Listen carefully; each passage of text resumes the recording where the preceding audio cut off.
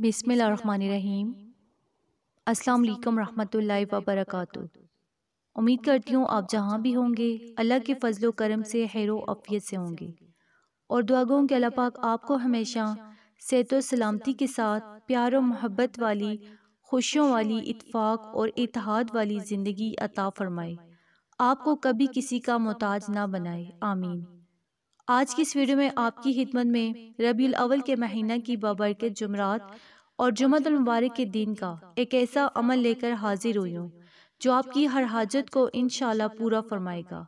آپ اللہ سے جس چیز کا سوال کریں گے اللہ رب العزت آپ کو ضرور عطا فرمائے گا۔ انتہائی آسان سے یہ وظیفہ آپ کی دنیاوی حاجات اور خواہشات کو بھی پورا کر سکتے ہیں، اور آخرت میں بھی اس کے بہت زیادہ انعامات اور درجات ہوں گے۔ یاد رکھیں کہ جو بندہ اس عمل کو، اس وظیفہ کو پڑھ کے اپنے مالک حقیقی کے آگے رو کر دعا کرتے ہے تو اللہ رب العزت اس کے آنسوں کی ضرور لاج رکھتے ہے اور اس کے منہ سے نکلی ہوئی ہر بات پوری فرما دیتا ہے۔ تو جیسا کہ آپ سب جانتے ہیں کہ یہ ربیع الاول کے مہینہ کی تیسری جمعرات ہے، تو اگر آپ اس مقدس مہینے کا ادب و احترام کرتے ہوئے محمد صلی اللہ علیہ وآلہ وسلم پر اور ان کی آل اولاد پر درود پا کر نذرانہ پیش کریں گے اور اللہ کو اللہ کے ناموں سے پکاریں گے، قرآنی کلمات سے پکاریں گے، تو اللہ رب العزت خوشی سے ہی آپ کو عطا فرمائے گا۔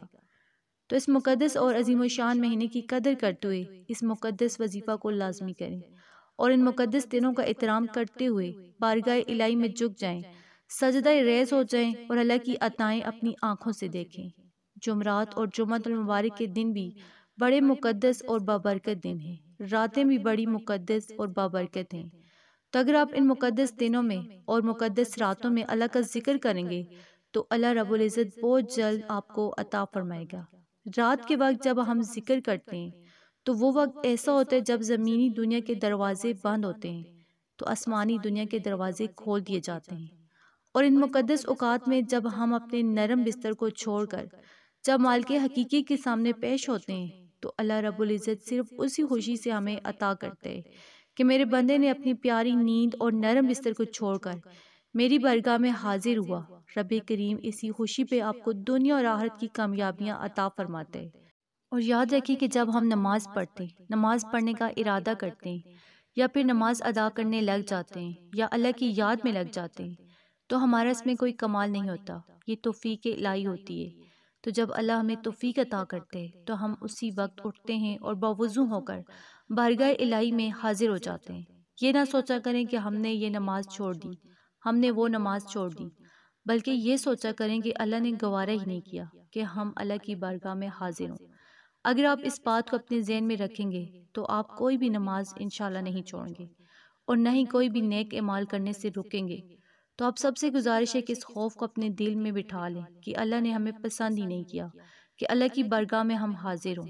جب یہ خوف ہمارے دل میں ہوگا تو ہم کوئی بھی نماز انشاءاللہ نہیں چھوڑیں گے اور ہر وقت ہماری زبانیں اللہ کے ذکر سے تر رہیں گی۔ تو آپ سب سے گزارش ہے کہ جو عمل میں آپ کو آج بتاؤں گی جمعرات اور جمعۃ المبارک کے دنوں میں آپ اس عمل کو کر سکتے ہیں۔ رات کو بھی اس وظیفہ کو آپ اپنی زبانوں پہ جاری کر کے اپنے مالک حقیقی کی رضا حاصل کر سکتے ہیں، اور جس بندے پر اللہ کی رضا ہوتی ہے، جس بندے سے رب کریم راضی ہوتے ہیں، اسے دنیا اور آخرت کی کامیابیاں عطا کرتے ہیں، اور ایسی کامیابیاں عطا کرتے ہیں کہ دنیا اس کی قسمت پر رشک کرتی ہے۔ اس عمل کو، اس وظیفہ کو آپ ضرور پڑھیں، جس طریقے سے بتاؤں گی اسی طریقے سے پڑھیے اور اللہ کی عطائیں خود اپنی آنکھوں سے دیکھیں۔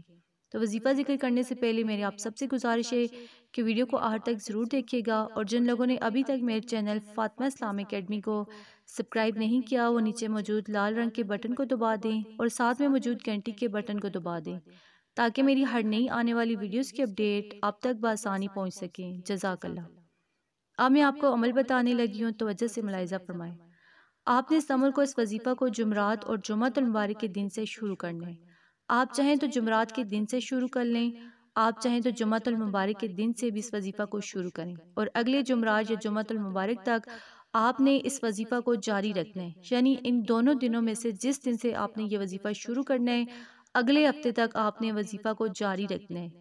اس وظیفہ کو آپ اپنی ہر جائز حاجت پوری کروانے کے لیے، ہر جائز مقصد میں کامیابی کے لیے کر سکتے ہیں۔ حاجت کاروبار کے متعلق ہو سکتی ہے، اولاد کے متعلق ہو سکتی ہے، گھر میں خوشحالی کے متعلق ہو سکتی ہے، میاں بیوی کے درمیان باہمی محبت قائم کرنے کے لیے ہو سکتی ہے۔ اس کے علاوہ پریشانیوں مصیبتوں سے نجات پانے کے لیے بھی آپ اس عمل کو، اس وظیفہ کو کر سکتے ہیں۔ یعنی جو بھی آپ کی پریشانی ہوگی اسے آپ نے ذہن میں رکھنا ہے اور اس وظیفہ کو پھر آپ نے شروع کرنا ہے۔ تو سب سے پہلے آپ نے باوضو ہونا ہے۔ باوضو ہونے کے بعد 11 مرتبہ آپ نے درود ابراہیمی پڑھنا ہے۔ درود ابراہیمی پڑھنے کے بعد 115 مرتبہ هو السمیع الحلیم آپ نے ان کلمات کو پڑھنا ہے۔ ان کلمات کو آپ نے 115 مرتبہ پڑھ لینا ہے۔ هو السمیع الحلیم یعنی کہ وہی سننے والا ہے اور وہی جاننے والا ہے۔ جب ان کلمات کو 115 مرتبہ آپ پڑھ لیں تو پھر آپ نے 101 مرتبہ الصلاۃ والسلام علیک یا رسول اللہ ان کلمات کو پڑھنا ہے۔ جب 101 مرتبہ ان کلمات کو بھی پڑھ لیں تو آخر میں پھر آپ نے 11 مرتبہ درود ابراہیمی پڑھنی ہے۔ پھر آپ نے اپنے خالی ہاتھوں کو اللہ کی بارگاہ میں اٹھا لینا ہے۔ تو اگر آپ اس وظیفہ کو کر کے اپنے سر کو سجدے میں رکھ کر اللہ سے دعا مانگیں گے تو زیادہ بہتر ہوگا۔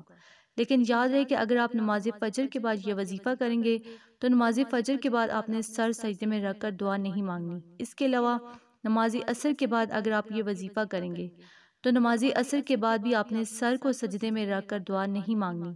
اس کے علاوہ جب بھی آپ اس وظیفہ کو کریں گے تو آپ سر کو سجدے میں رکھ کر اللہ سے دعا مانگیں گے۔ اگر نماز فجر عصر کے بعد آپ یہ وظیفہ کریں گے تو آپ نے بیٹھ کر اپنے خالی ہاتھوں کو اللہ کی بارگاہ میں اٹھا کر دعا مانگنی ہے۔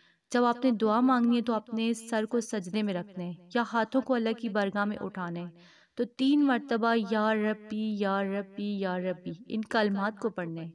پھر آپ نے اللہ سے دعا کرنی ہے کہ مولا اس عمل کو میں نے خالص تیری رضا کے لیے کیا ہے، اپنی رضا میں ہمیں راضی فرما، اور یا اللہ جس مقصد کے لیے، جس کامیابی کے لیے، جس حاجت کے لیے، جس دلی مراد کے لیے یا جس پریشانی کو ختم کرنے کے لیے میں نے اس عمل کو شروع کیا ہے، مولا مجھے 8 دن کے اندر اندر اس میں کامیابی و کامرانی عطا فرما، اور یا اللہ مجھ پر اپنا خاص فضل اور کرم عطا فرما۔ کیونکہ جب آپ نے هو السمیع الحلیم کا ورد کرنا ہے تو اللہ رب العزت آپ کی طرف متوجہ ہوگا اور آپ رب کریم سے جس چیز کا سوال کریں گے اللہ رب العزت آپ کو فوراً عطا فرمائے گا۔